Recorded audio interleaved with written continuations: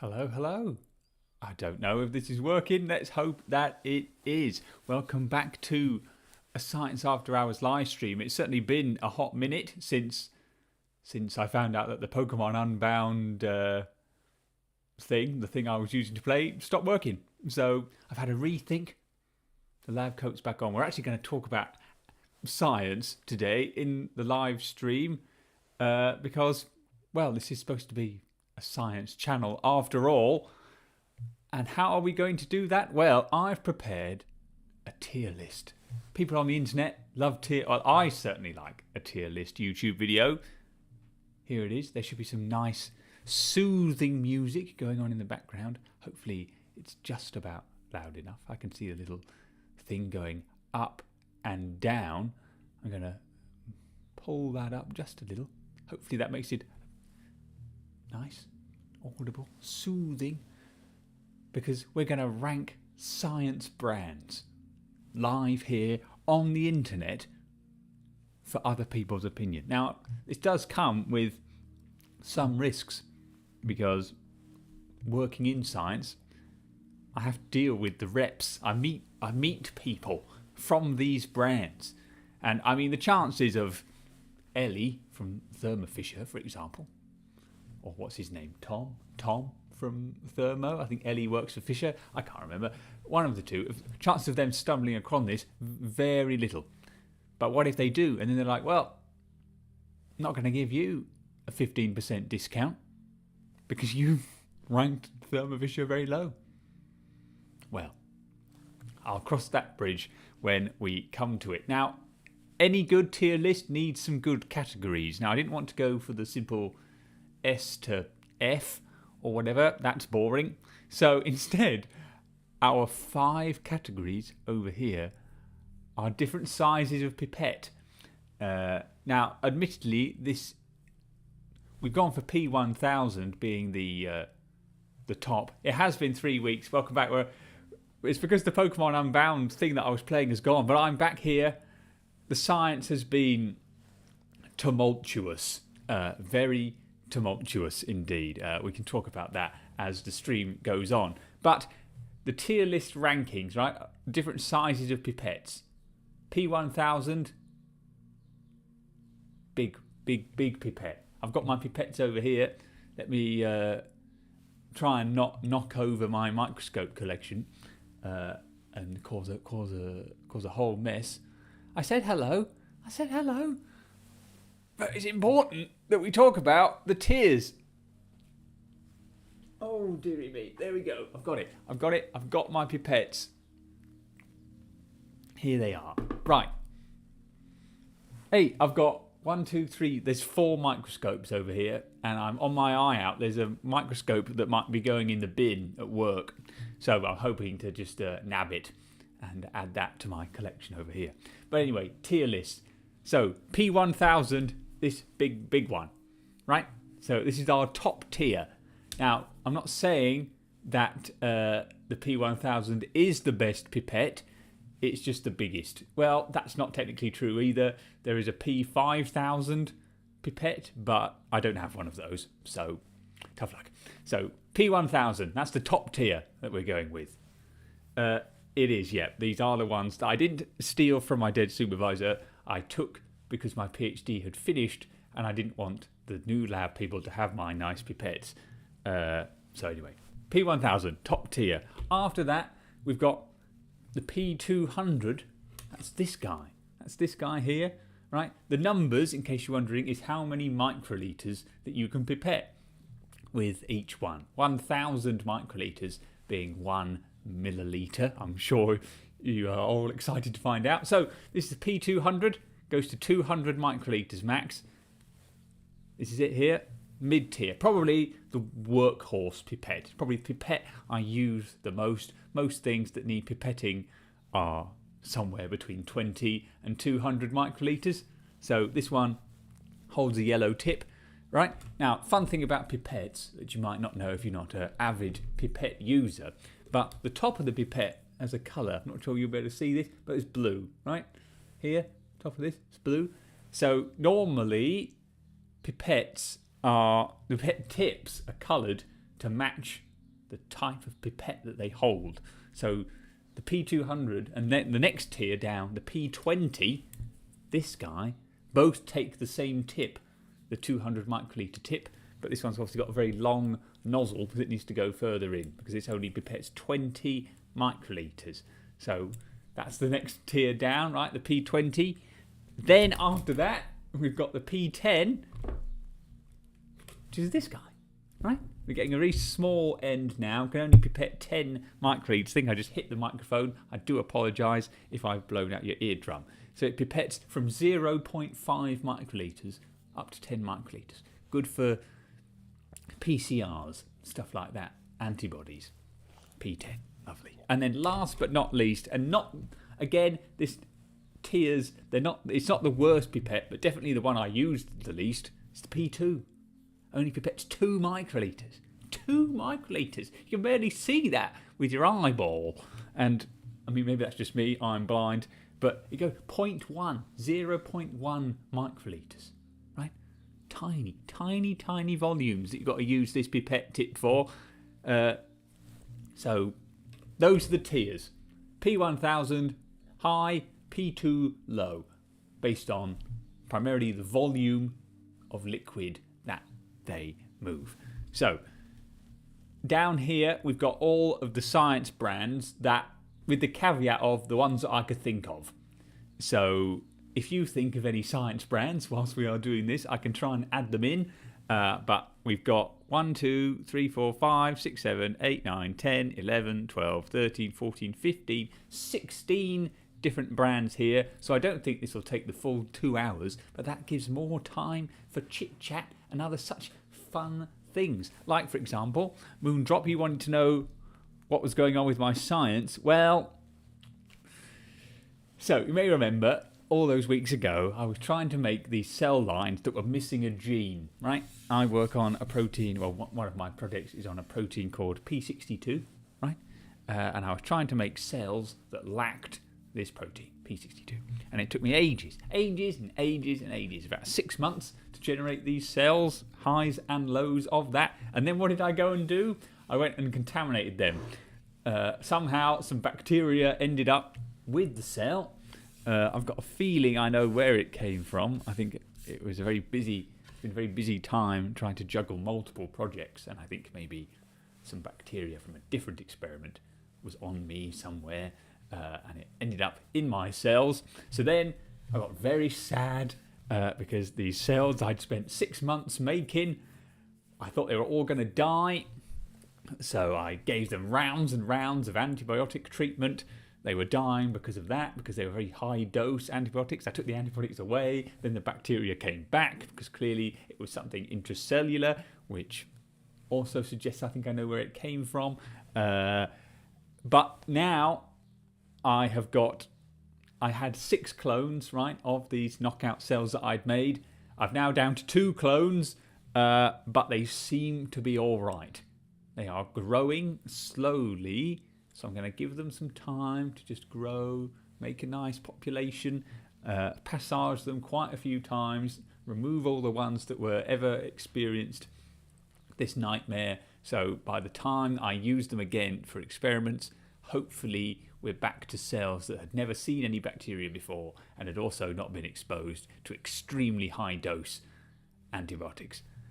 There is a possibility that the data produced from them is still a bit but these cells are available to purchase, and I've been putting some grants in, and if I get some grant money I will just buy some cells and have them as a backup and compare them to the ones that I've made, because CRISPR, which is like gene modification, can have a lot of other effects on cells, so who knows, because then I did an experiment with them before I contaminated them all and they didn't give me the exact phenotype that I would have wanted in my PhD. Somehow bacteria survived better in them, and that was good. I based a whole project on that.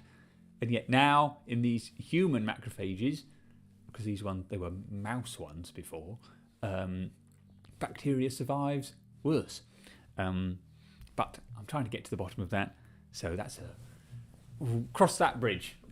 Science is still ongoing. Let me move my pipette tips over here for now. I feel like it's too risky to put them over there, back where the microscopes are. But let's get to do our first ranking, which is here. Biorad. Biorad, they make equipment mostly. When I think of Biorad, I think of gel tanks for Western blots and PCRs and other things for electrophoresis. I'm sure they make other stuff as well, but all the Biorad stuff that we have in the lab is all tanks, gel tanks, other kinds of electrophoresis equipment. Also, when I think of Biorad, I think of... I'm not going to go, oh boy, it's a Biorad gel tank. They're kind of just like...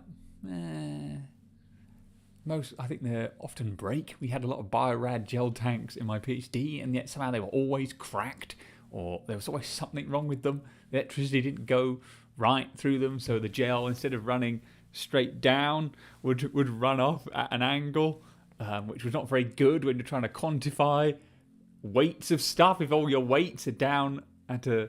not old. I think they were just old. I think a lot of people have Biorad stuff from a long time ago, and then don't replace it because it keeps working. I've not bought anything new from Biorad for... well, certainly not since I've been a postdoc. I don't think I ever bought anything from Biorad as a PhD student. Say all the Biorad stuff we had was old. Biorad does still exist and making their stuff. So I'm going to put Biorad... ooh, does this work? Yes, Biorad goes there in the P10 section. Could be better, but ultimately there is room for it to be worse. It's not the lowest of the low. Now there is a logo here. I think that's the Sartorius logo, so I mustn't forget that. It looks like there's nothing there, but there is a logo there, which is why there is a big gap. So yeah, but Biorad, I'm trying to think if I've got any Biorad merch, because I feel like that would also sway me on how much I like these brands. I've got some merch for some of the other companies down there at the bottom, like for example, well, Gilson, they make pipettes. I've got a BMG. If you go on the Science After Hours Instagram page, I think the story that's currently up is a picture of all the soft toys that I've collected over the years. I've got a BMG Biosciences, BMG Lab Tech teddy bear. I've got a Cambridge Bioscience little penguin, and I've got a Protein Tech llama, all on my desk at work. I don't have them here, which probably would have been a better idea to have them here. I've got some Eppendorf merch down here. I think I've got a Sartorius pen up here. I've also got a Sartorius mug on my desk. I've got a Gibco mug as well. I've got a cell signaling mug in my cupboard, but we'll get to all of those later on. I've not got cell signaling on here. Oh, I do have cell signaling on here. Well, talk about cell signaling. We'll do them next. We'll put them in the middle just for now. Cell signaling, they make antibodies. Antibodies, expensive antibodies, I'll tell you that. All their antibodies cost loads. But they're often very good. So I can't complain too much. It's just the price of them. And it's the price of them compared to how much you get. But I guess it's quality, not quantity. Some things I don't like about cell signaling, which we'll talk about with other companies that have changed this a little, is that all their antibodies, their prices are all over the shop. Protein Tech, for example, all their antibodies cost the same amount. If you're getting 100 microliters or whatever of this antibody, it costs this amount of money, so you know how much it's going to cost before you even get onto the Protein Tech website. But cell signaling, such variety in costs, but ultimately they're usually around £500 or so. When the lab group first started, we bought a lot of antibodies from cell signaling, and it cost about £5,000 for like an A4 sheet's worth of antibodies. I think we bought like 20 antibodies. So very expensive, but they're very good antibodies. There's usually a lot of... the concern with antibodies, especially for things like Westerns, is that your antibody will bind to other stuff. You don't want that. If you're trying to be like, I've got this protein and not this protein, but then you've got bands here, there and everywhere, useless, isn't it? You're like, well, trust me, bro, the band in this bit is the band I want, and the band in this bit over here, just ignore that. Pretend I've cropped it out, which would be unethical. That's not allowed. So I do like cell signaling, but they are very expensive. So I'm going to put cell signaling here in the P200 section. And I'm glad you think that my science is the best science ever. Always makes me happy to hear good things about the work that I do, because often don't hear it at work. I'm going to move back slightly. I'm leaning forward. That always hurts my back. So there we go. Now I'm much more comfortable. So far we've got P10, we've got P200. Next up, BD Biosciences. They're all right. Can't say I buy from them that often. They make things like Luminex panels. They also sell antibodies. I've got a RIP K1 antibody from them. Very good. But actually, that might be the best antibody I have out of all the antibodies I own. That might be the best one. Such clean bands. You only need to put a tiny bit of the antibody on, so you're getting your money's worth. I'm trying to think, who made this pen? Virax Biolabs. Innovating immunology research. I don't know what they do, and they're not on this tier list that I have made, but maybe they should be. If you have any opinions on Virax Biolabs, if you work for Virax Biolabs and you're in the chat, please do. Where do you think your own company should go? But BD Biosciences, I think they make a lot of panels, Luminex panels, bead arrays. I think that's why I associate the most with BD, bead arrays, which are like, I'm going to need a pen. I'm going to need a pen. Luckily, I've got a pen right here. It's been a while since we've done some drawing on a pad, but the pad is still here. If you look closely, you'll see who's coming up on the podcast I do. Their names, the order of the episodes is right here, because I've been editing those whilst doing other things. So, antibodies, right? They look like a Y shape. Whoop. There you go. That's an antibody right there. Right now, the top of the Y is the bit that binds stuff that you want, and the bottom of it you can attach to other things. Right. So BD, they make these bead arrays where you've got a bead, like a little agarose bead thing, that goes on the end of the antibody. Just colour that in. So kind of like that, right? That's the bead there, and that's your antibody. And then you can put lots of different antibodies on the bead. So then you can detect lots of different things all at the same time, multiplexing your experiment, if you will. So rather than doing an ELISA, which is enzyme-linked immunosorbent, is that what the S stands for? Assay, A for assay at the very least, which has got, you've only got one antibody at the bottom of a dish, and the stuff you want binds to that, and then you chuck another antibody on and you mix it all together, you get a colour change, blah blah blah. With this, you can check for lots of analytes at the same time, which is good, because then you can get lots of information. The bead arrays are quite expensive. I think we've got a quote for a bead array that's like 5k, but for one. But if you get lots of data from it, that's great, isn't it? So ultimately, it's money saved, I suppose, than buying 5 to 10 ELISA kits, which can be, £200 each. You're getting more for less, and you run a Luminex assay. Doesn't take that long. Chuck it in a flow cytometer. Whoop, get your gate set up. You got things going here, there, and everywhere. Wonderful. Highly recommend bead arrays. So I think I'll leave BD Biosciences there in the middle, because I can't say I've got particularly strong opinions about them either way. Yeah, they made this RIP K1 antibody, which I really like, and Luminex bead arrays are good.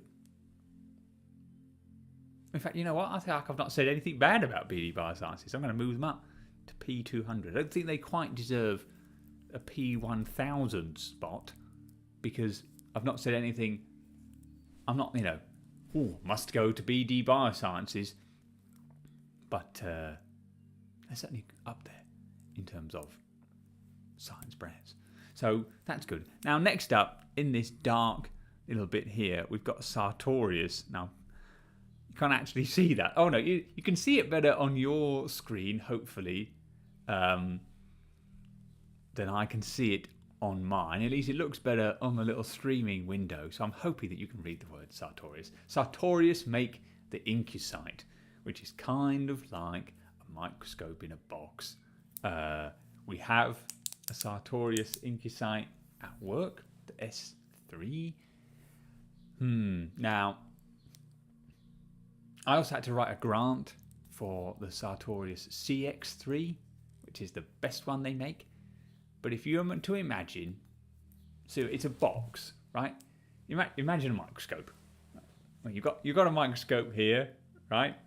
You look down from the top, and this is a very old one, one where you reflect light. But imagine you've got one with an electric light, right? So you've got this microscope here in a box, but the microscope, the actual objectives are on the bottom, right? So you've got a wheel of these in a box, and then you can put lots of different cell culture plates in there, and then you can program this thing, which then lives inside an incubator, so you can do real-time microscopy in probably the best environment for it, in an incubator and whatnot. So you program this thing, and then the wheels spin around, and the microscope moves around inside the thing, and you can take lots and lots of pictures. You set it up, you can do experiments over multiple hours, multiple days, and you program it to take pictures at set times, and you're like, oh, great, I need to take pictures in green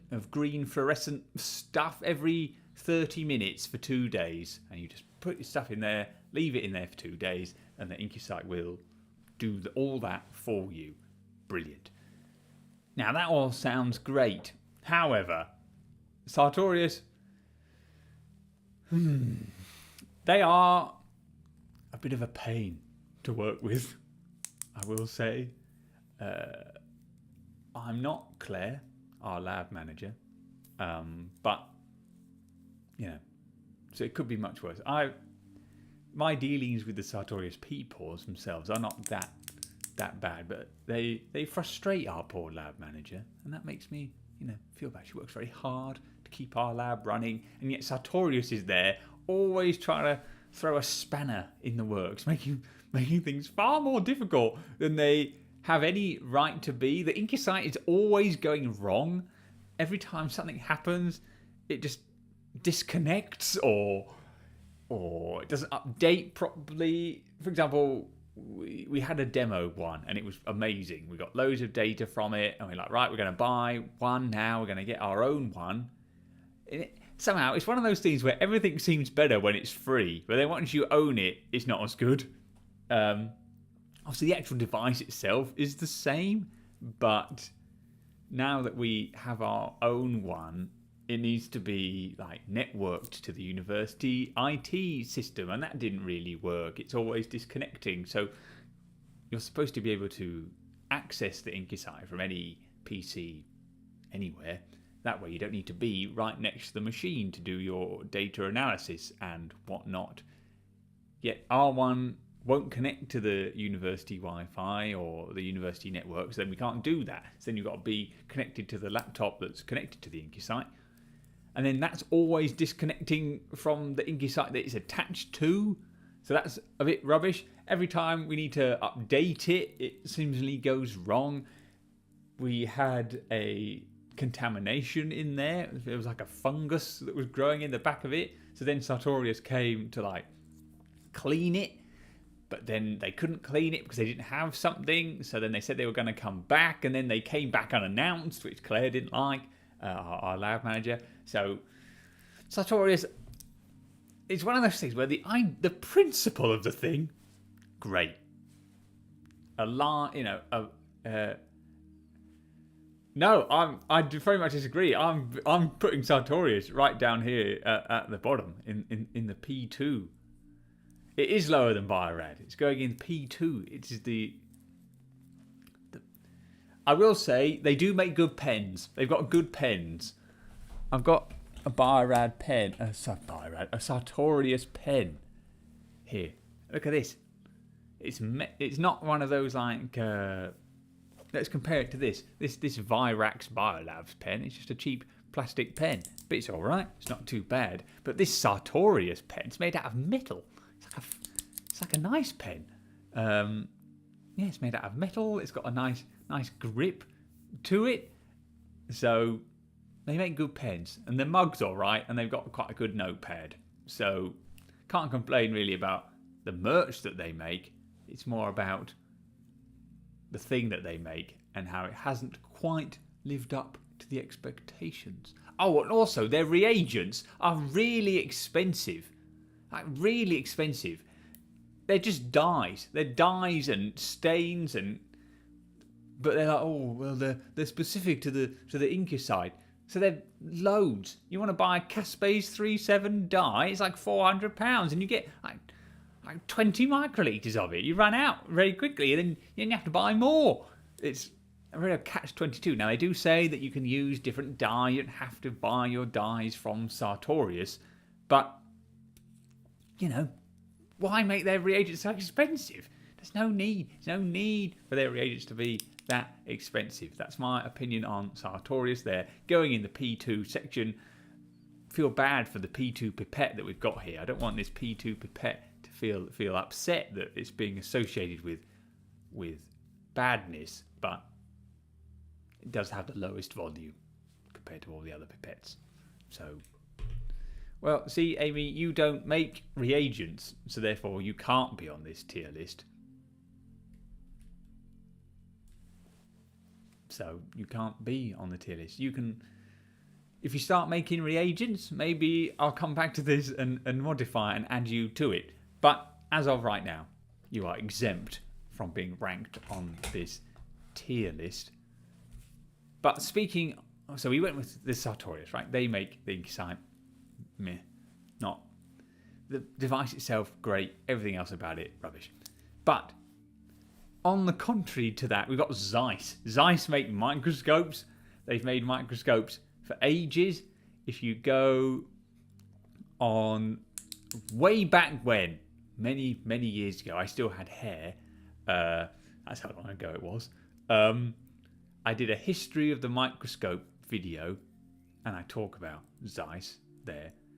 I'm a big fan of Zeiss, right?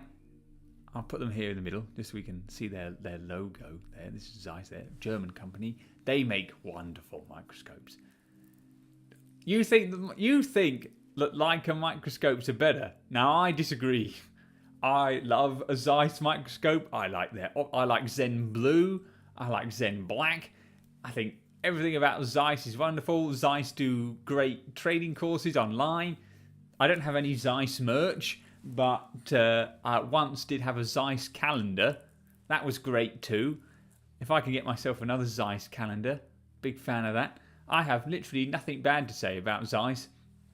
I do think, well, I like Zen Blue, but it does require a bit of learning. You got to learn Zen Blue. I felt it's not the most intuitive software in the world, but once you know it, you got the ARRI scan.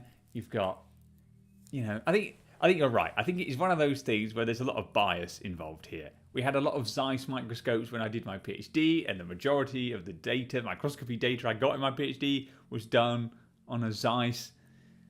Now, when I came to St Andrews and was like, I need to get microscope training, I'm not going to bother getting training on the Leica. I don't care. I just want to get trained on the Zeiss ARRI scan. You're getting that. You get the ARRI scan. You got the confocal nature to it, but you don't have to do confocal on an ARRI scan. Oh, big fan of Zeiss. So Zeiss are the first company. They can go all the way up to P200. Got nothing. Wonderful. Love it. They look cool. I like how Zeiss microscopes look. I mean, yeah, all right, sure, it's just a microscope, but see, I've never used a Nikon confocal, so I can't judge. Admittedly, this is just a tier list of science companies that I've had the pleasure of interacting with on a semi-regular basis. Other than Biorad, I suppose. I mean, use a lot of their gel tanks, but I don't think I've ever met a Biorad rep. Oh, do they? so you can take a picture of your blue dyes and whatnot. And Timothy can take a picture of his insulin and other stuff that goes on down there in biophotonics. But well, in the microscopy suite, I don't think they have a Nikon there. I have to go back and look at the booking sheet that will reveal to me what other microscopes are there. But we're not talking about Nikon. Nikon aren't even on this tier list. Zeiss, big fan. If I could have a Zeiss microscope here, oh man, I don't think I'd ever come to work. I could just do everything. It'd be quite expensive to run. I feel like there's a lot of power that needs to go and firing up those lasers and whatnot. But if I could get reimbursed by the university for my energy bill increase, then I mean that is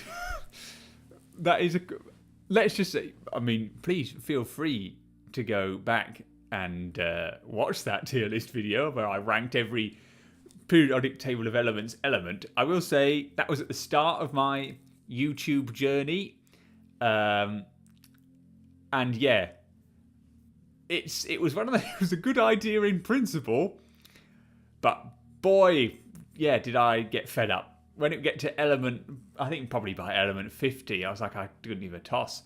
And a lot of elements are very similar in terms of what they do, what they're used for. So I kind of ran out of things to talk about very quickly. Beyond like my favourite elements like radium, big fan, radium. That's a great element. It was used in condoms. Then they found it was radioactive. So therefore it's like the ultimate condom. It's like, oh, we've put it in condoms. Now they glow in the dark. They're red. How cool. Oh, sorry, you're sterile. Don't need any condoms anymore, I suppose. But alas, go watch that. I also hit the microphone about 100 times in it, so you have to listen to that. I think I ended up editing in a warning message at the start of the video as I, put my head down, shuffled these papers about elements. It's probably one of those videos where you could use it as one of those, I don't know, good to sleep to. If you put the volume lowish so you don't get woken up every time I smack the microphone with a pen or my hand or my head or whatever else that I was doing that was bad at the time. But we're not talking about elements here. We're back to scientific manufacturers. Yeah, well, you see, you're clearly, and you've clearly made that's a test of your patience there, Amy. You should be well achieved. That's quite an accomplishment, making it all the way through that video. Now we've got a big decision to make. Thermo Fisher and Fisher Scientific are basically the same company. Hence the Fisher. Thermo Fisher is like a big umbrella of stuff. It's not just Fisher Scientific. They own Invitrogen, for example. So when I need a reagent, and I need it pretty quickly, I'm there on the Fisher website. It also helps that the University of St Andrews ordering system has a direct link to Fisher Scientific. So you don't have to faff about copying in loads of information. You can just get sucked through in like a shopping portal straight to Fisher Scientific. Do your ordering. No faff. Are they the cheapest? No. Most certainly not. But will it come very quickly? Yes. So if you need something in a rush, I'd always say just go to Fisher, because they're going to have it. And if they don't have it, you probably don't need it. So Fisher, they can go, oh, no, they're not that good. They can go up there in the P200 slot. Yes, exactly. Cost brings them down to P200. I will say Ellie, the Fisher rep for Scotland, very nice lady. She certainly boosts them up. Could be on the cusp, I feel, of being a P. If there was a P, if I had a P300 pipette, I don't. If there was a P300 category, they could maybe go in there. But they're not going in there. They're going in P200. Now, Thermo Fisher can go in P20 because whilst they are basically Fisher and sell everything you could possibly want, the actual equipment that they make, often exceptionally over-engineered. We've got a qPCR machine in our School of Medicine, right? It's got a camera on the front of it to recognise your face. Why? It's just something else that's going to break. They've all got touch screens. What's wrong with buttons? Because the touch screens are all a bit rubbish, especially the one that goes on the eye bright. You got to wind this wheel to adjust the exposure.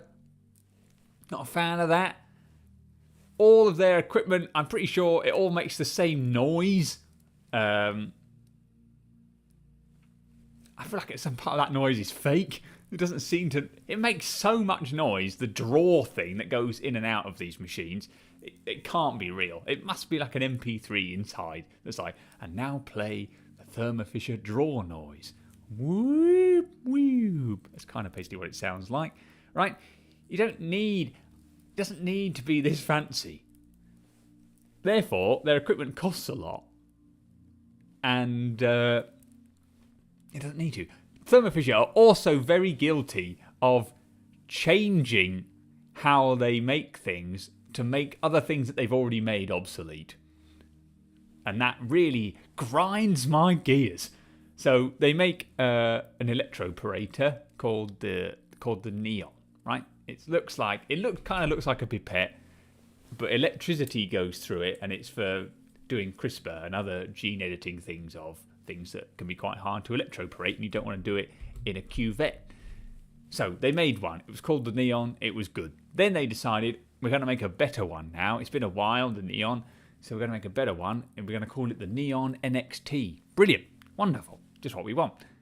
But what did they do? They're like, but we don't want you to use the things you already own. You know, you've got your Neon, your Neon electroporator, but we've now changed the shape of the tip ever so slightly. So now you can't use your old tips on the new Neon because they don't fit. But they didn't need to change the shape, I feel like. And maybe there is some scientific reason that they had updated the Neon and the tip shape had to change. But I'm saying you didn't need to change the shape. You could have just said, trade in, you don't need your old Neon electroporator. But you can buy a new Neon electroporator to make your electroparations better. But you can use all the old stuff. That's fine. But no, because then what they've done is they've discontinued selling the things for the old Neon. Now, the old Neon is quite old, sure. But because there's no cross-compatibility between them. It's like when backwards compatibility in video games wasn't really a thing. Well, it used to be a thing, and then it was sort of not a thing, where your PS3 for a while couldn't play PS2 games, and then your Xbox 360 couldn't play original Xbox games for a while. It was a bit like that. Why take this functionality away? And now, because they don't sell the old Neon reagents, they don't sell the tips, they don't sell the buffers, they don't sell anything to do with the old Neon. If you run out, that's it. You're sort of forced into buying the new Neon. The new Neon's not cheap. It's like £17,500. That's not chump change money. Every time I write a grant, I put the new Neon in it. I've not got any grants, so we've not bought a new Neon. But it's annoyingly, it's also at that price range where the university has this equipment committee, but they only buy things that are over £25,000. So it's too cheap for that, but just too expensive to just buy off the cuff. Very frustrating.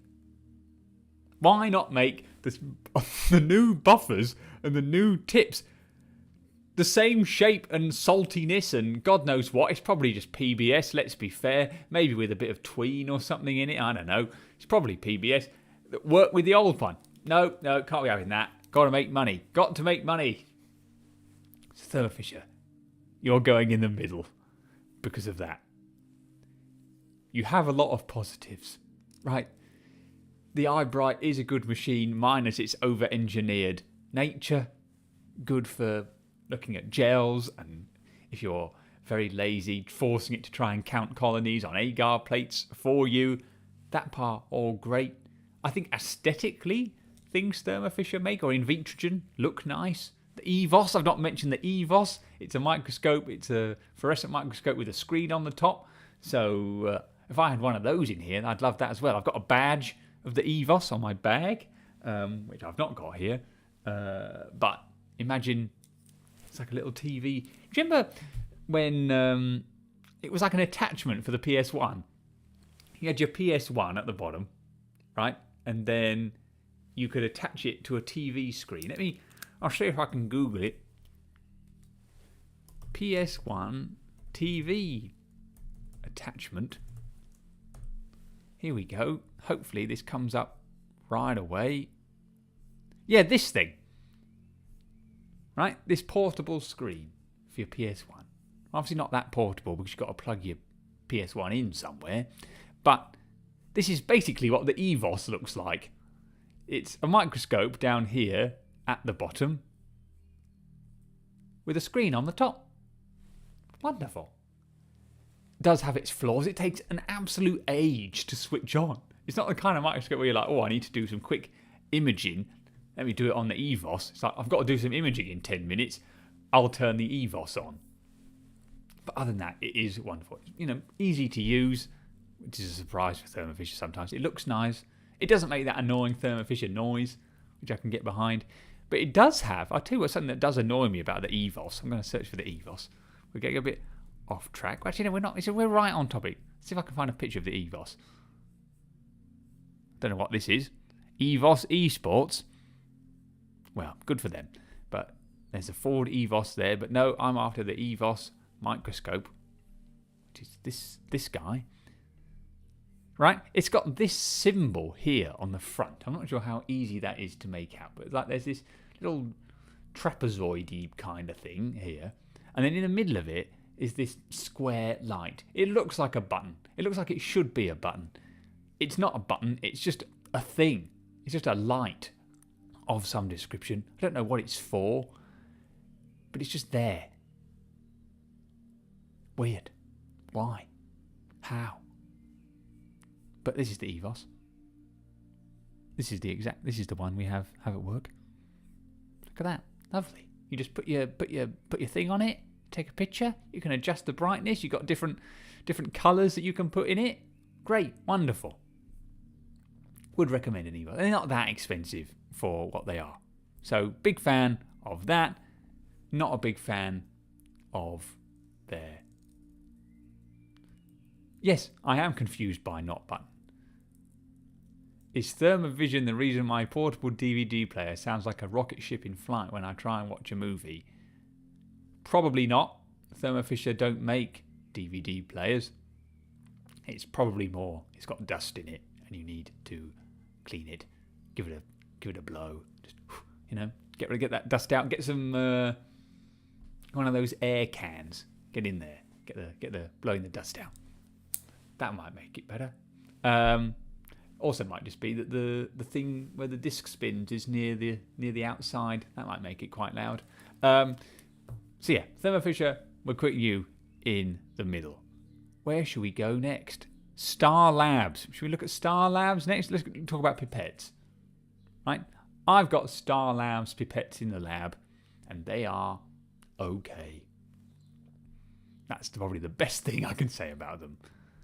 They don't look like these ones. They don't look like these ones. They're not as good as these ones, I will say. But maybe I should autoclave these and bring them into work and use these every day. But Star Labs ones also don't come on a nice wheel like these ones here.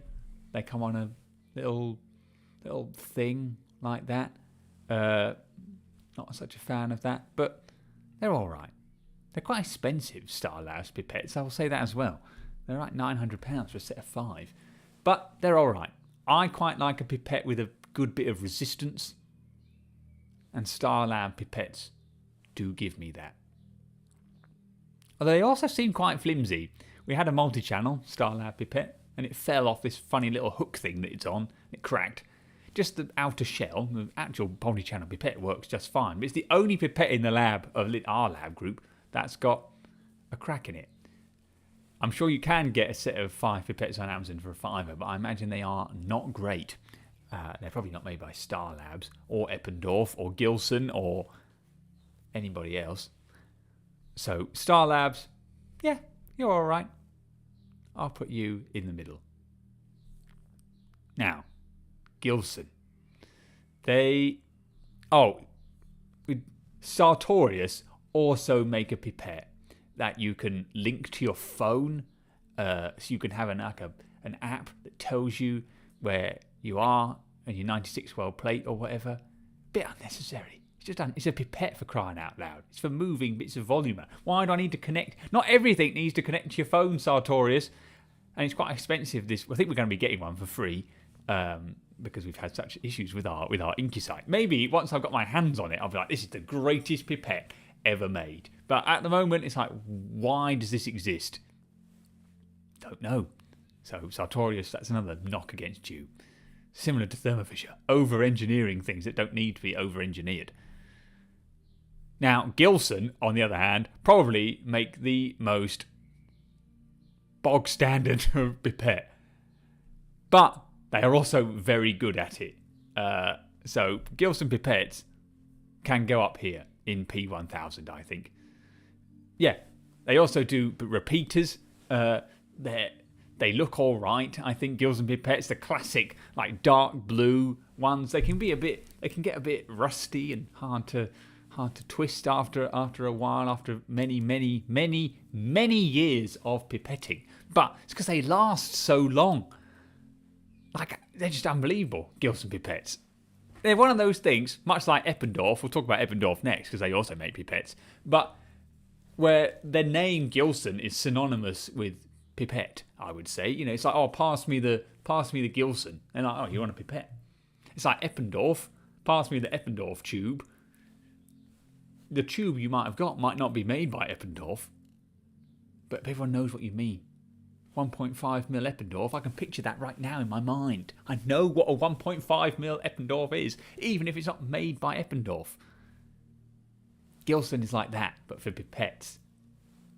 They're wonderful. Wonderful. These are Gilson pipettes. They're not the classic dark blue Gilsons, but look, you can see the little whoop, there it is. Gilson pipettes. Look at that. Wonderful. Love Gilson pipettes. Let's provide these pipettes. These pipettes are everything I could possibly want. They're easy to use. They've got a good bit of resistance. They've got this thing here to stop you from over twisting it. Wonderful. Wonderful. God, if I could get a sponsor for this dear YouTube channel of mine, if anyone out there is watching this and has a contact at Gilson and wants to sponsor my YouTube videos or the podcasts I do, or just my life in general, please come on board. Gilson, I'm happy to be, you know, I'll shield for Gilson every week. I don't mind. That doesn't affect me even in the slightest. Gilson, wonderful. Like Zeiss, in my opinion. Just high quality bits of lab equipment. They don't break. Gilson pipettes don't break. I've never seen a broken Gilson pipette, unless someone has like really over cranked it and purposely broken it in some way. But, you know, you can probably chuck a Gilson pipette from space and it would still work. Wonderful. Big fan. Love Gilson pipette. Also, Gilson pipettes you can shove in the autoclave and they don't melt. Big fan of that as well. So you don't need to take them apart and spray them and blah, blah, blah. You can't calibrate them so easily. Well, that is true. But I would say, you got to get right in there. But to be honest, I know I don't say it. I mean, you're just terrible at looking after your pipettes, clearly. I would say that it's unlikely Gilson pipettes are so good that they just don't become uncalibrated. They just know. They're just so wise. They're so well built. I don't know where Gilson is based. Probably Germany or something. I'm going to Google that up now. Let's go on a journey together. Gilson pipettes.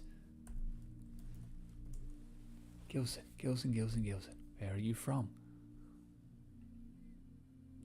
40 years of delivering consistent results, it says there. Tell you what though, your website takes a while to open. Oh look, they've got one of those things for filling up tip racks, you know, for lazy people. But look at them, look at them, look, that's a classic. God, they're quite expensive, aren't they, Gilson pipettes? I didn't realise they cost that much. This is just for one. Still, you're paying for quality there. Look at it. Beautiful. But where are you based? Where are you based, Gilson? Maybe I can go there. Where are you? Our history. What can we learn? One of these people is probably Mr. Gilson. Warren Gilson in the 1940s. God, look at this pipette. Look how cool that looks. I want one of these. I mean, you know, love this. But this, I want to find an antique Gilson pipette. Look at this. Look at these people. Look how happy they are with all their Gilson pipettes that they've got. Wonderful. Gilson.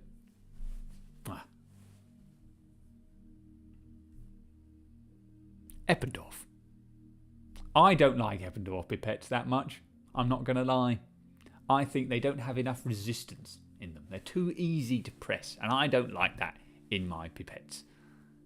But Eppendorf also, you know, they make pens. They say they make pens. They have the best merchy pens. I know I was very happy with my Sartorius pen because it's just a very nice pen. You know, it's made out of metal and all that. But Eppendorf pens look like a pipette. This is what an Eppendorf pipette looks like, but it's also a pen. Why has no one else done that? I mean, I feel like Eppendorf probably have it locked down now. You know, if Gilson wanted to start making Gilson pens, you'd be like, well, you're just copying Eppendorf. But love an Eppendorf pen. I will say they're not the easiest kind of pen to write with, but you know, it's what it represents. It looks like a pipette, and it's a fairly alright pen.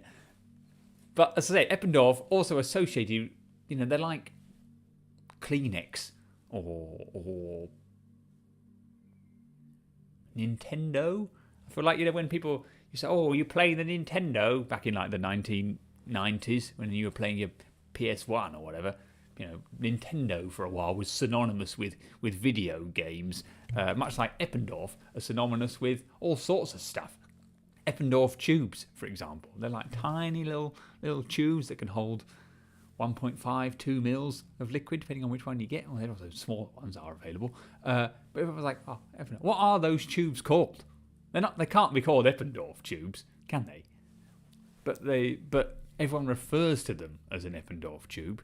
So they've certainly got that. So I'm going to put Eppendorf here in the P200 section. Just for that, really. That they are... What? If I Google it... We're going back to Google here. Eppendorf... tube. Ah, yes, they're microcentrifuge tubes. You're right. Oh, they do 5 mil ones. Didn't know that. But yeah, that's an Eppendorf tube.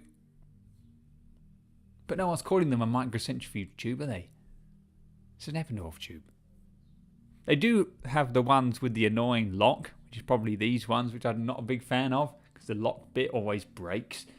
But that's a small complaint, really. Look at them. Just well designed, simple. And that's how you got to be, isn't it? If you want to be synonymous with, do you know what? You want to know where I live, Eppendorf? There you go. 10% off right now if you want to buy some Eppendorf tubes. Good to know. But you know, now everyone makes these tubes. Thermo Fisher, etc. You don't have to buy your tubes from Eppendorf.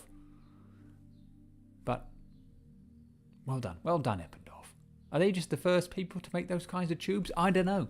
I don't know that. I'm not an Eppendorf historian. But they also make good centrifuges. Eppendorf. We've got 2 Eppendorf centrifuges in our bay in the lab. They've both got refrigerating capacity. Big fan of that. They're microcentrifuges, so you can put those microcentrifuge tubes inside it. Eppendorf make just as good microcentrifuges as they do tubes that go in them. But I wouldn't say Eppendorf is on the same level as Gilson and Zeiss for me, because I don't like their pipettes. But their pipettes do come on the wheels, like these Gilson. Well, I think this is actually a Gilson Eppendorf wheel that my Gilson pipettes are on. But that's beside the point. I've just improved my Gilson pipettes. Eppendorf P200 brand, I'm saying. What about Miltenyi? Miltenyi, they make beads, cell separation beads. That's their whole thing. Blood separation. You buy the Miltenyi beads, and you want to take your macrophages out from whole blood, get some Miltenyi beads. You run your blood through the beads by gravity or by in a machine, and then you get the rest of your blood over here and your macrophages over here. Well, they're actually monocytes, but whatever. CD14 positive cells over this side. But they're so expensive. For the love of God, you want... I'm trying to do this study, right, where I'm getting blood samples, and they sell these beads, and it's only for 40 mils of blood, right? And it's £500. Well, if you're taking 50 mils of blood per donor, that's loads of money. So big down for that. They're so expensive, Miltenyi. I do like their orange and blue colour scheme. They also get a bit of a minus point for we have a Miltenyi automated cell separator at work, but no one knows how to use it because the person that bought it doesn't work there anymore, and then Miltenyi will not send someone to go do training for us because technically we've already had the training once, so we'd have to pay for more training. But the person that had the training, anyone that was there for the training, doesn't work there anymore. So now there's just a machine there that doesn't do anything. I'm going to try and use it for my blood work. I'm going to try and teach myself how to use the Automax Pro and hopefully not break it. But then again, if I do break it, nobody will know because no one uses it, because no one knows how to use it. But anyway, I watched a 5-minute YouTube video on how to use the Automax Pro. It doesn't actually seem that difficult. And then it would allow me to do all my blood separations very quickly, which I very much enjoy, instead of doing Ficol separations and whatnot. Big fan of that aspect of Miltenyi, speeding things up that will take ages, but the cost of doing it. And other people do sell beads. So Sigma, we haven't talked about them yet. Sigma, Aldrich, Merck, they sell blood separation beads, and they're not a bazillion pounds like Miltenyi beads. But hey ho, what can you do? I'm not in charge. People are clearly behind them. That's why they can get away with charging so much. Who should we talk about next? BMG Lab Tech. I've got a cuddly toy of theirs too, a teddy bear. It's like a posable teddy bear. They make plate readers. You put 96 well plates in them, they tell you the absorbance. That's basically what a plate reader does. You put plates in there, shine some lights and some lasers, and it goes, that gives you an OD value of X. Good for ELISA, good for bacterial growth assays, good for, I don't know, some kind of colorimetric assay, I suppose. Anything that changes colour over time. They're good. They make the Clarier Star. They make the whole range. The Clarier Star, the Ventastar or something. Ventastar, is that another one that they make? But anyway, they're good. They're very good plate readers, but they are ultimately just plate readers. No one's getting that excited about a plate reader, I don't think. I'm not getting that excited about a plate reader. And I can get excited over a pipette company, but I'm not getting that excited over BMG Lab Tech plate readers. I do like their teddy bear though. It's very soft. If I had it here, I would show it to you, but I don't. I don't know why I'm looking around. It's not here. It's on my desk at work. Again, go look at the Instagram page at Science After Hours, and there'll be hopefully it's still there, the Instagram story of the soft toys I have. In fact, I'll try and bring it up on my phone, see what we can do about that.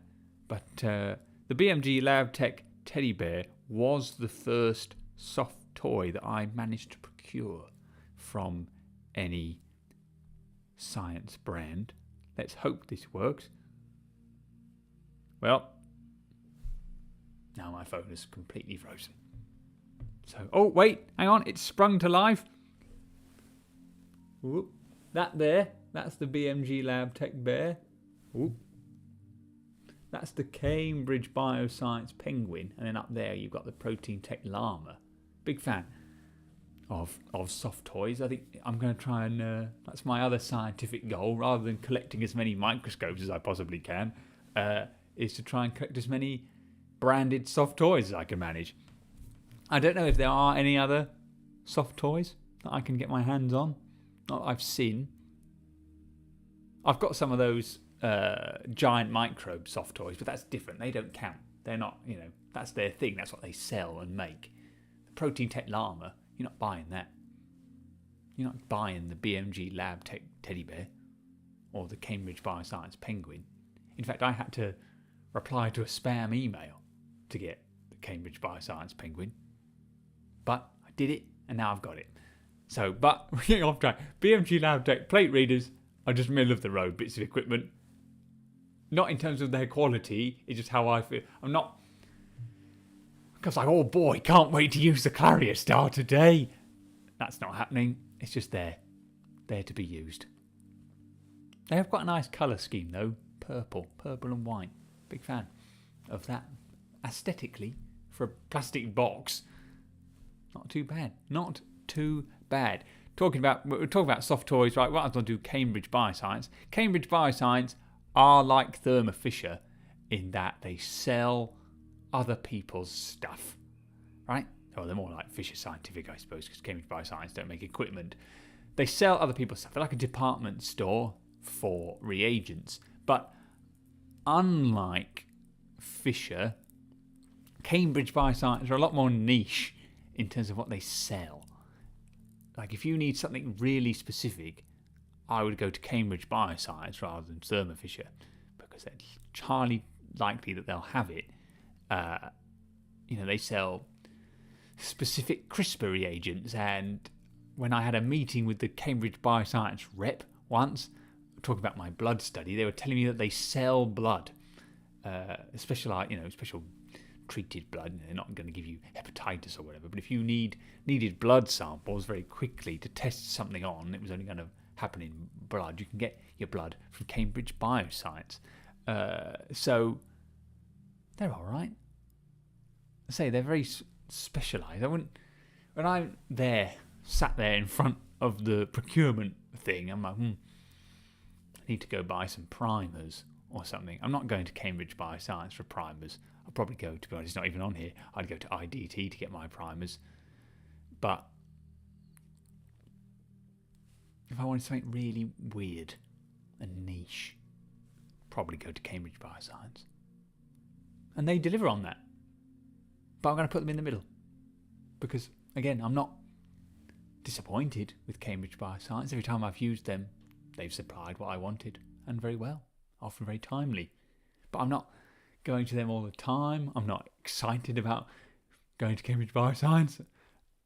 They have given me a soft toy, and I did appear on their LinkedIn page once to get that soft toy.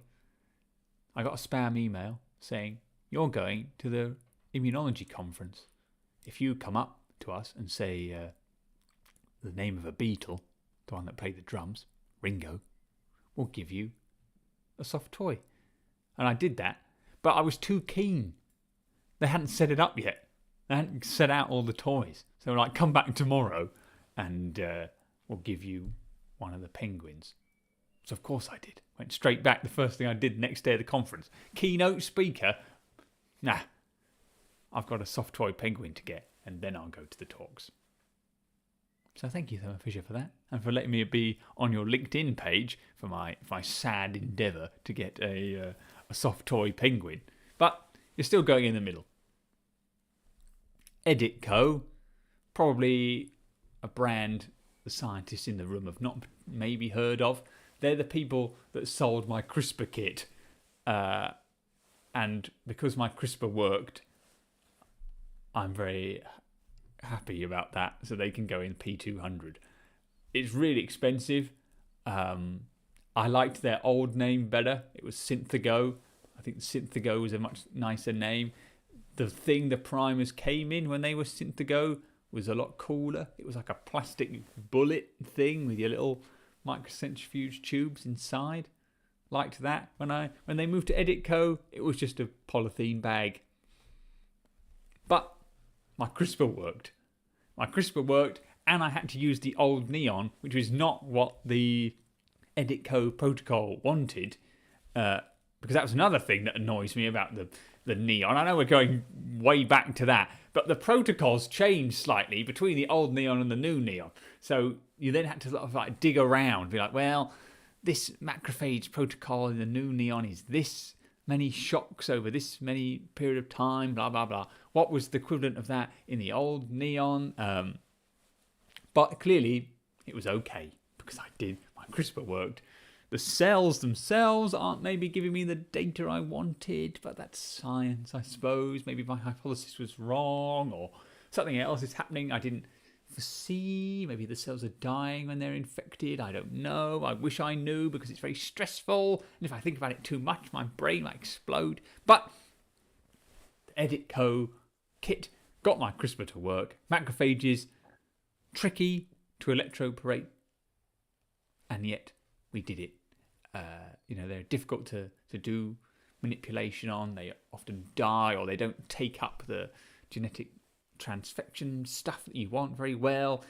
Even lentivirally, which is obviously using a virus, macrophages don't like that because they're immune cells. They're going to fight off the virus and kill it. So that's not necessarily the best approach, and that's why I went with an electroporation route, and ultimately it was successful. I will say, when I bought the Synthago kit in my PhD, it didn't work. But I think that's more because I ran out of time. If I'd kept at it for as long, it took me 6 months to get these CRISPR knockouts, and eventually you did it. If I didn't really have 6 months, by the time I was doing this part of the project in my PhD, I didn't have 6 months left to faff around trying to make a CRISPR knockout line. But I think if I'd stuck with it, I could have got it. I have some protein dot plots that look like reduced protein expression, but then I didn't have the time to follow that up. So Editco, Synthago, you can go there in the P200 section. Now we're down to the final three: Protein Tech, Biotechne, Sigma.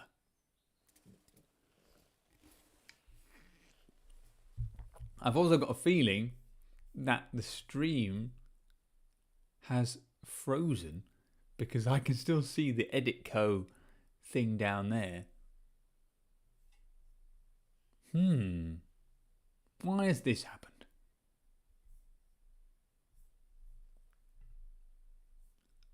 How?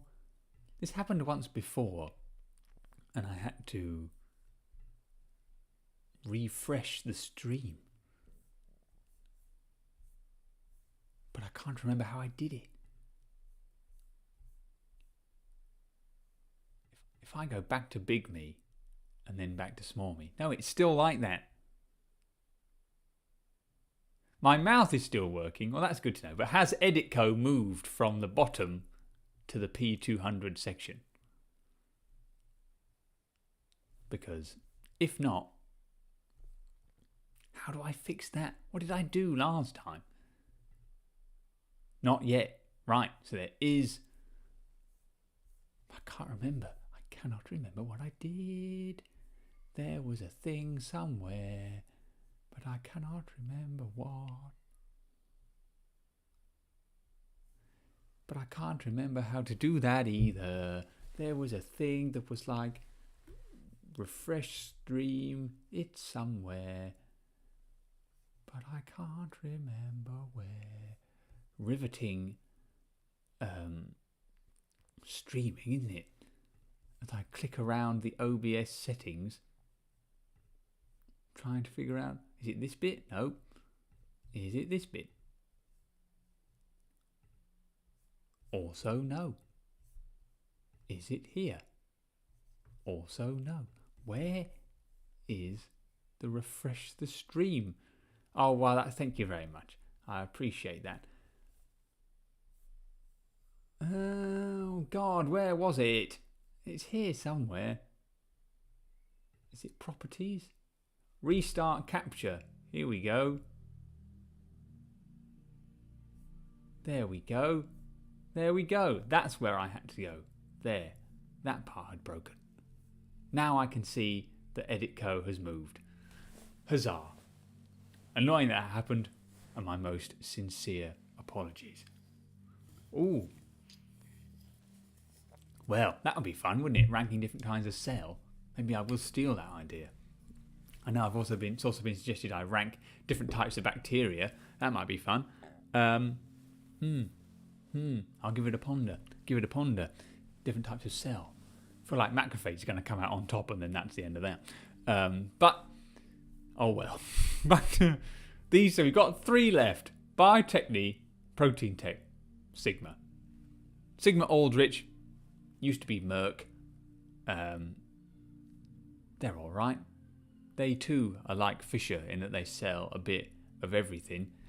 But I never find myself going to them for something I need. I always end up going to Fisher. Don't know why. It's just like ingrained in me. Oh, I need a reagent. Best go to Fisher and get it. But I could easily go to Sigma. The Sigma rep, also for Scotland, super nice lady. They do sell things that are quite useful that Fisher don't sell. We're wanting a voltmeter to look at membrane changes across membranes. Sigma sell one of those. So hopefully we'll be getting one of those soon. But that's beside the point. It's more the fact I don't think of Sigma when buying reagents. I don't know why. Something about them. Unmemorable. But I will... I haven't got it on me. Why would I? But my lanyard that I attached my badge to at work, that's a Merck lanyard. And it's got a nice elasticy, stretchy bit on it for making it easy for tapping doors. They get bonus points for that. I've had that since my PhD. Biotechne, also going in the middle section. There you go. Oh, it's too big, the logo, the Biotechne logo. Could have maybe formatted this a bit better. But Biotechne also going in the middle. They make antibodies and other stuff. Biotechne also R&D. They're part of the Biotechne family. They sell stuff. They sell cytokines and everything else. But again, they're not a company I think of. If I'm going for antibodies, well, there's a reason I've left Protein Tech till the end. But I'm not going to Biotechne. Don't know why. P20 is a bit rude for Sigma. They're the bog standard common lab reagent boys. But do you not think Fisher? Do you not think of Fisher as the bog standard reagent people nowadays? Not Sigma. At least that's right. I don't know. Different strokes for different folks, maybe. But I'm never going to Sigma. Much like I'm never going to Biotechne for stuff. I don't know, maybe it's just... Fisher do sell Sigma's reagents. That is fair. That is fair. Fisher do sell Sigma's reagents. I didn't think of that. But maybe that's why... It's all... Well... Yeah. It's like Argos. You know, when I think of buying stuff, I'm not going... Well, I don't buy anything at Argos anyway, but Argos, if you don't know what Argos is, it's a shop that it's like a big warehouse. It's a very weird shop. You don't actually look at what you're buying. You go and read a catalogue in the shop and then you order stuff from the catalogue in real life. Very weird. But Fisher's like that in that, yeah, they sell everyone else's stuff. But unlike Argos, I'm not thinking. That is it. It's like ranking. But see, I don't think of Argos, but I do think of Fisher, which I said tells me that the Fisher message is so ingrained into my mind that they have superseded everything else that they sell. You know, it's Dyson Hoovers, I'm sure, but I say, let's go to Fisher. But I think you're right. Tell you what, let's compromise. I'll move Sigma up to here, but put it behind Fisher. I still think Fisher do outpace them. Mostly maybe at brand recognisability. We shouldn't support the monopoly. That is true. That is true. But oh well. If they're the most convenient, we'll continue to buy from them. But most convenient and continuing to buy from is our final brand here. And boy, oh boy, and now at work, I might have a reputation for being a bit of a shill for Protein Tech. I did make them come and give us free pizza just so they could basically give a sales talk about antibodies that they sell. But hey ho, got free pizza out of it. I got 50% off all my reagents for 3 months. They're great for that. They have a Christmas raffle every year. Protein Tech, you're actually going right at the top. They have a Christmas raffle every year. I never won anything from them, so I can't say that I'm biased in terms of I win the Christmas raffle. Every Christmas, every single day, for 12 days, they have a different raffle. You put your name in, you might win something. Never. Not even won a goddamn highlighter from them. But hey ho.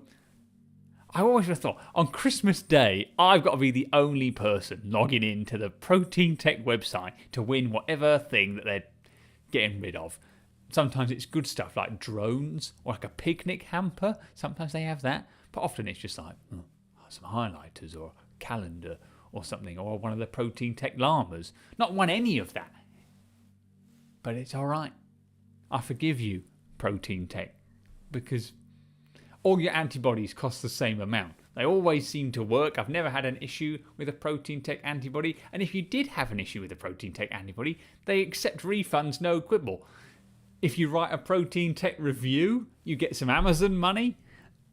I mean, I've got nothing to complain about when it comes to Protein Tech. I'm sure they have their faults.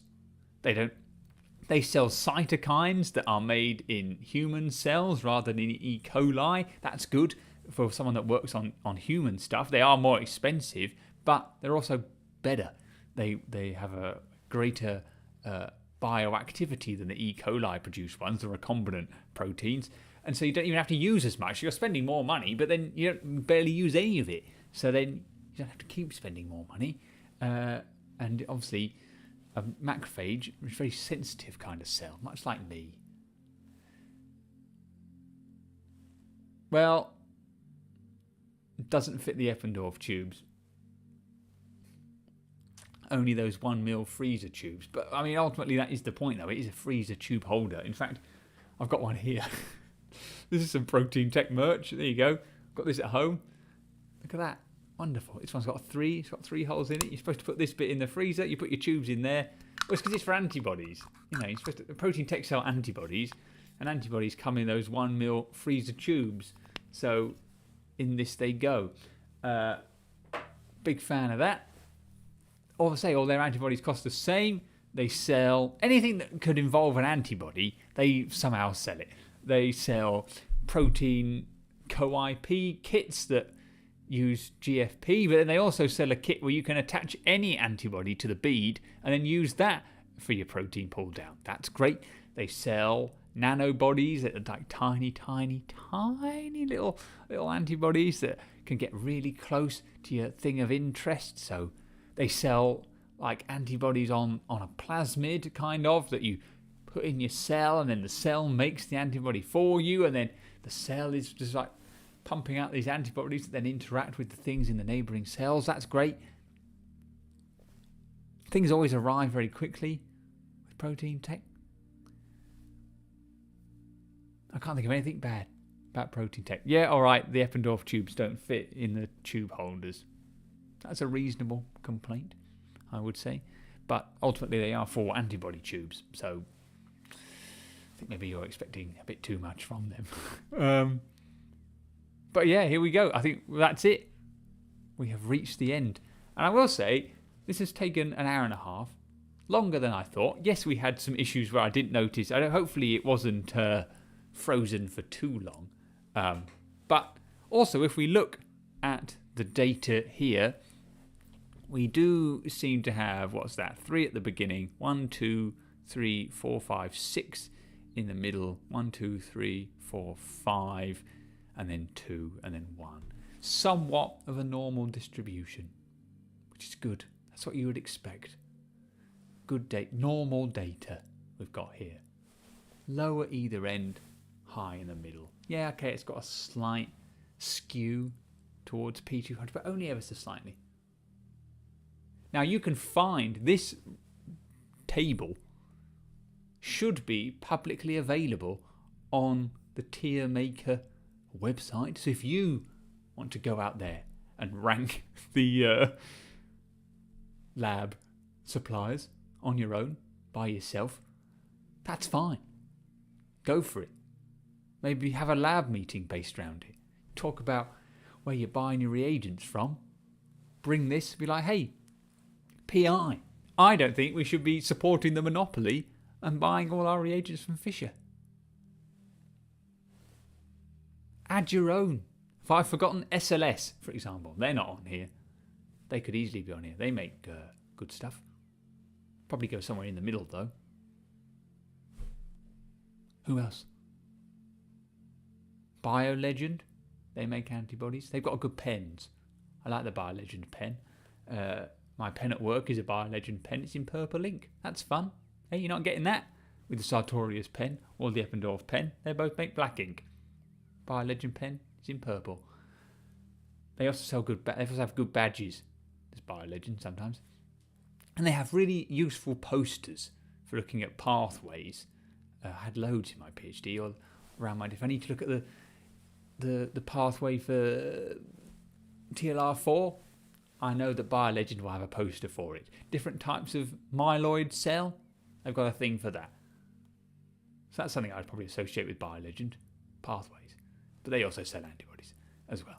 But I don't think I've got any BioLegend antibodies. But yeah, thank you all for coming along. I realise this is not Pokemon Unbound. But hey ho.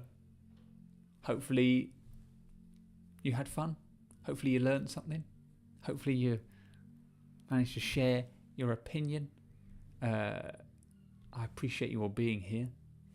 You know, it's a Sunday. It's the World Cup. It's sunny outside, or at least it is here in Dundee. It's Pride Month, Ally and all that. Happy for you know, get your rainbow flags out. It's Pride Month, and I will say that's something I don't like about a lot of science brands is they'll be like, "Oh yes, it's Pride Month. Let me change our logo to having a rainbow on it, and then we'll change it back when Pride Month is over." But that's more than just a science problem. I think that's a capitalism problem, nonetheless. But you know, free love and all that. I'm sure that'll get me blacklisted from all the reform voters out there that are watching these live streams. I'm sure. But have a good Sunday. Enjoy the rest of your Sunday. Thank you all for coming. Hope you learned something. This was fun. I had fun. I had a lot of fun. Thank you all. And I'm now going to do a little awkward wave as I try and turn this stream off. I can't find my mouse. This isn't going very well. It's because it's on the other screen. Bye-bye, everybody. Thank you for your time. Happy Sunday. Keep sciencing.